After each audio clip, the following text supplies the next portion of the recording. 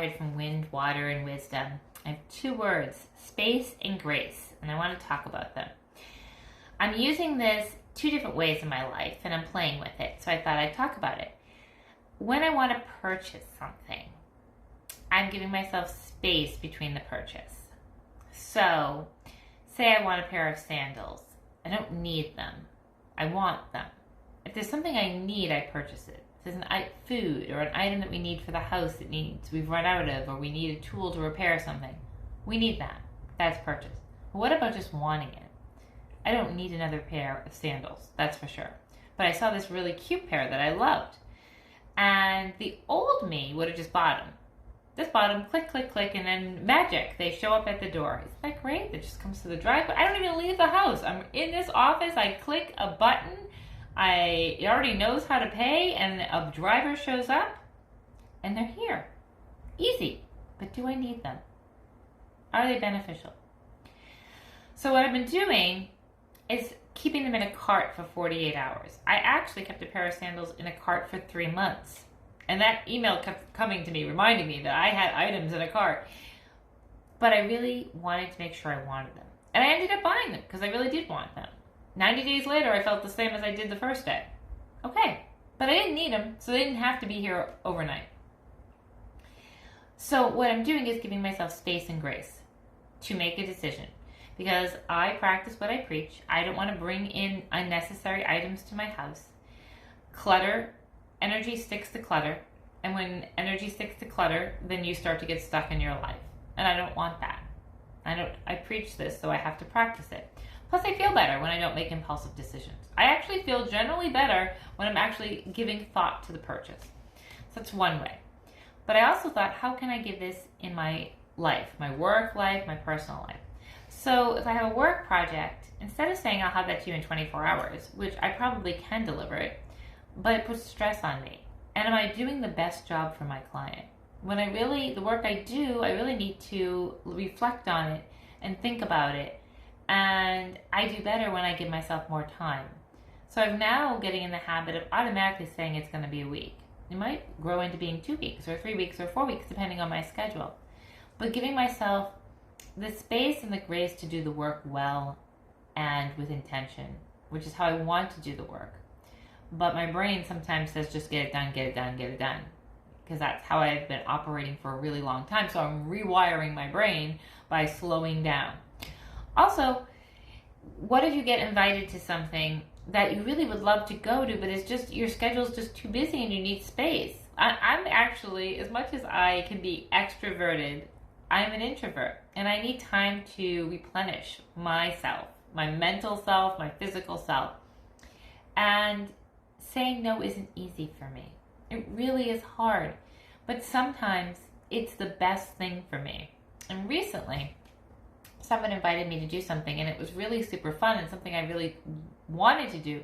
But when I looked at my schedule, it was packed in there against a lot of other things, and it was causing angst within me because I really didn't have the time to do this. And I knew if I did this one thing, if I went to this event, I wouldn't get the other things that I really needed to do done, and I would have to stay up really late to get them done. And the old me would have been okay with that. But the new version of Mara 2.0, it wasn't okay with it. So I actually sent a message to this person, and it was just like, hey, I am super flattered you invited me to this. And it seems like something I really, really wanted to do at the time, and I really did. But when I'm looking over my schedule, it's going to jam-pack me in, and I'm not going to be able to get what I need to get done, and I'm going to be stressed. And what I don't want is that. And the reaction I was met with was like, I totally get it. Don't worry about it. Let's grab coffee some other time. Phew. Oh my God. It was not as bad as I thought. She understood. So how can you build more space and grace into your life? Can you say no kindly? Can you say yes to yourself, to the things that resonate with you, that are important to you, and say no to something that you really isn't in your highest and best interest that time? It may be next week, but this week is really crazy and I can't do it. Can you say no kindly? And usually when you do, you'll be met with kindness back. That's how it should work. So try it. Try not buying something impulsively. Try saying you need to think about something for 24 to 48 hours before you respond. I'm going to give you 2 examples. Totally different, but equally powerful. I once was in a group of women, and I asked this woman to be my partner in this group, and she said to me, I would love to, Mara, but I have a rule. I need to sit on every decision I make that is going to take time away from myself for 72 hours. I was like, whoa, you can do that? You can actually wait 72 hours before getting back to somebody? It was mind-blowing for me. I wasn't offended. I was in awe of her. She did wind up working with me because it did feel right to her after 72 hours. But she didn't impulsively do that. And she told me she had to get sick with Lyme disease before she would actually be able to do that.